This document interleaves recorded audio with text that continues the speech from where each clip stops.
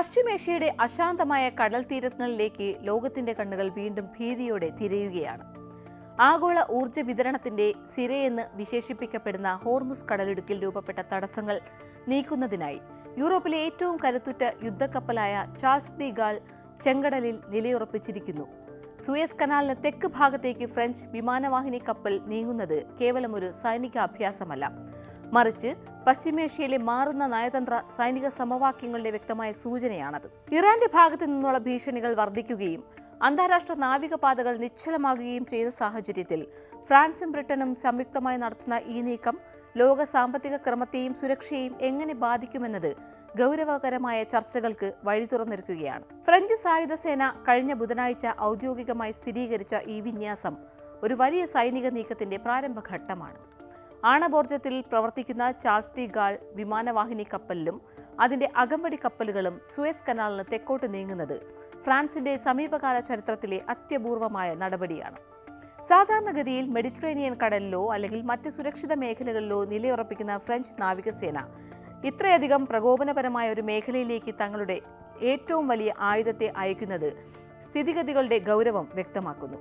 ഇറാന്റെ ഭാഗത്തു നിന്നുള്ള കടുത്ത നീക്കങ്ങളെ തുടർന്ന് ഹോർമുസ് കടലിടുക്ക് ഭാഗികമായി അടയ്ക്കപ്പെട്ട സാഹചര്യത്തിൽ ഈ മേഖലയിലേക്ക് വേഗത്തിൽ പ്രതികരിക്കാൻ സാധിക്കുന്ന ഒരു സ്ഥാനത്ത് തങ്ങളുടെ സൈന്യത്തെ എത്തിക്കുക എന്നതാണ് ഫ്രഞ്ച് പ്രസിഡന്റ് ഇമ്മാനുവൽ മാക്രോണിന്റെ ലക്ഷ്യം. തന്ത്രപ്രധാനമായ ഈ മാറ്റത്തെക്കുറിച്ച് ഫ്രഞ്ച് സായുധ സേനാ വക്താവ് കേണൽ ഗില്ലോം വെർനെറ്റ് നൽകുന്ന വിശദീകരണവും ശ്രദ്ധേയമാണ്.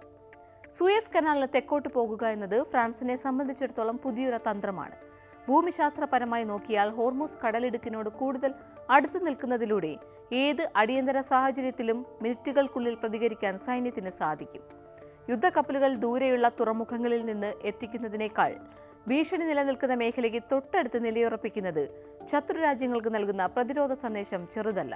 സൈനികമായ കരുത്തിന് പുറമെ ഒരു മാനസിക പ്രതിരോധം കൂടി ലക്ഷ്യമിട്ടുള്ളതാണ് ഈ വിന്യാസം. ഹോർമുസ് കടലിടുക്കിന്റെ പ്രാധാന്യം ആഗോളതലത്തിൽ എത്രത്തോളമാണെന്ന് മനസ്സിലാക്കിയാൽ മാത്രമേ ഈ സൈനിക നീക്കത്തിന്റെ വ്യാപ്തി ബോധ്യപ്പെടൂ. ലോകത്ത് ഉൽപ്പാദിപ്പിക്കപ്പെടുന്ന എണ്ണയുടെ ഏതാണ്ട് 20% കടന്നു പോകുന്നത് ഈ ചെറിയ ജലപാതയിലൂടെയാണ്. ഇതിനുണ്ടാകുന്ന നേരിയ തടസ്സം പോലും ആഗോള വിപണിയിൽ എണ്ണവില കുതിച്ചുയരാനും വൻതോതിലുള്ള നാണയപ്പെരുപ്പത്തിനും കാരണമാകും.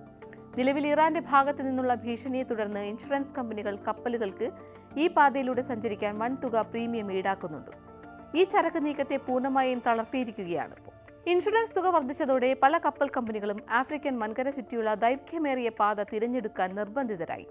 ഇത് നിത്യോപയോഗ സാധനങ്ങളുടെ വിലക്കയറ്റത്തിനും ആഗോളതലത്തിൽ കാരണമായി. ഫ്രാൻസും ബ്രിട്ടനും നേതൃത്വം നൽകുന്ന ദൗത്യം അമേരിക്കയുടെ മുൻകൈയിലുള്ള പ്രൊജക്ട് ഫ്രീഡം എന്ന നീക്കത്തിൽ നിന്നും തികച്ചും വ്യത്യസ്തമാണെന്നത് എടുത്തു പറയേണ്ടതാണ്. അമേരിക്കൻ പ്രസിഡന്റ് ഡൊണാൾഡ് ട്രംപ് തന്റെ രാജ്യത്തിന്റെ ദൗത്യം താൽക്കാലികമായി നിർത്തിവെച്ച സാഹചര്യത്തിലാണ് യൂറോപ്യൻ ശക്തികൾ സ്വന്തം നിലയ്ക്ക് രംഗത്തിറങ്ങിയിരിക്കുന്നത്. ഇത് വാഷിംഗ്ടണിൽ നേരിട്ടുള്ള പങ്കാളിത്തമില്ല എന്നതും ശ്രദ്ധേയമാണ്. ഫ്രാൻസിന്റെ നിലപാട് തുടക്കം മുതലേ പ്രതിരോധപരമാണ്. അന്താരാഷ്ട്ര നിയമങ്ങളെ മാനിച്ചുകൊണ്ടും സമുദ്ര സഞ്ചാര സ്വാതന്ത്ര്യം ഉറപ്പുവരുത്തിക്കൊണ്ടും മാത്രമായിരിക്കും ഈ സഖ്യം പ്രവർത്തിക്കുക എന്ന് വെർനെറ്റ് വ്യക്തമാക്കുന്നു. ഇത് കേവലം ഒരു രാജ്യം മറ്റൊരു രാജ്യത്തിനെതിരെ നടത്തുന്ന ആക്രമണമല്ല, മറിച്ച് ആഗോള വാണിജ്യ പാതകളെ സംരക്ഷിക്കാനുള്ള ഒരു ബഹുരാഷ്ട്ര ശ്രമമാണ്. 50-ലധികം രാഷ്ട്രങ്ങൾ ഈ സഖ്യത്തിന്റെ ഭാഗമാണെങ്കിലും സൈനിക നീക്കം ആരംഭിക്കുന്നതിന് മുൻപ് ചില നിബന്ധനകൾ ഫ്രാൻസ് മുന്നോട്ട് വെക്കുന്നുണ്ട്. അതിലൊന്നാമത്തേത് കപ്പലുകൾക്ക് നേരെയുള്ള ഭീഷണി ഗണ്യമായി കുറയണം. രണ്ടാമതായി കപ്പൽ കമ്പനികൾക്കും നാവികർക്കും ഈ പാത സുരക്ഷിതമാണെന്ന വിശ്വാസം തിരികെ ലഭിക്കണം. കടലിലെ മൈനുകളും ഡ്രോൺ ആക്രമണങ്ങളും നിലനിൽക്കുന്നിടത്തോളം കാലം എത്ര വലിയ യുദ്ധക്കപ്പലുകൾ അകമ്പടി വന്നാലും വാണിജ്യ കപ്പലുകൾ പുറപ്പെടാൻ തയ്യാറായെന്ന് വരില്ല. അതിനാൽ തന്നെ ഫുജറയിലും UAE വടക്കൻ തീരങ്ങളിലും വിന്യസിച്ചിരിക്കുന്ന ഫ്രഞ്ച് റഫാൽ യുദ്ധവിമാനങ്ങളുടെ സഹായത്തോടെ ഈ മേഖലയിൽ വ്യോമ നിരീക്ഷണം ശക്തമാക്കിയിട്ടുണ്ട്. ഏതെങ്കിലും തരത്തിലുള്ള ഡ്രോൺ ആക്രമണമോ മിസൈൽ ഭീഷണിയോ ഉണ്ടായാൽ അത് അന്തരീക്ഷത്തിൽ വെച്ച് തന്നെ തകർക്കാൻ ഈ യുദ്ധവിമാനങ്ങൾക്ക് സാധിക്കും. ചരിത്രപരമായി നോക്കിയാൽ 2026 മാർച്ച് മാസത്തിൽ ഇറാൻ ഹോർമുസ് കടലിടുക്ക് അടച്ചതോടെയാണ് ഇപ്പോഴത്തെ പ്രതിസന്ധികൾ മൂർച്ഛിച്ചത്. ഇസ്രായേലും അമേരിക്കയും നടത്തിയ സൈനിക നീക്കങ്ങളിൽ ഇറാൻ സൈനികർക്ക് ജീവഹാനി സംഭവിച്ചതിനുള്ള പ്രതിരോധമായാണ് ഇറാൻ ഈ തന്ത്രപരമായ നീക്കം നടത്തിയത്. ഇറാനിലെ ആഭ്യന്തര രാഷ്ട്രീയ മാറ്റങ്ങളും പുതിയ നേതൃത്വത്തിന്റെ പ്രവചനാതീതമായ തീരുമാനങ്ങളും സ്ഥിതിഗതികൾ കൂടുതൽ സങ്കീർണമാക്കി. ഇതിനു മറുപടിയായി പാരീസിൽ ഏപ്രിൽ മാസം നടന്ന ഉച്ചകോടിയിൽ 30-ലധികം രാജ്യങ്ങളിലെ സൈനിക മേധാവികൾ പങ്കെടുത്തു. കടലിലെ സഞ്ചാര സ്വാതന്ത്ര്യം വീണ്ടെടുക്കുന്നതിനായി സംയുക്തമായ ഒരു സൈനിക പദ്ധതിക്ക് അവർ രൂപം നൽകി. ഇതിന്റെ പ്രായോഗിക രൂപമാണിപ്പോൾ ചെങ്കടലിൽ നമ്മൾ കാണുന്നത്. എങ്കിലും ഈ സൈനിക വിന്യാസം ഒരു യുദ്ധത്തിലേക്ക് നയിക്കുമോ എന്ന ആശങ്ക പലരും പങ്കുവയ്ക്കുന്നുണ്ട്.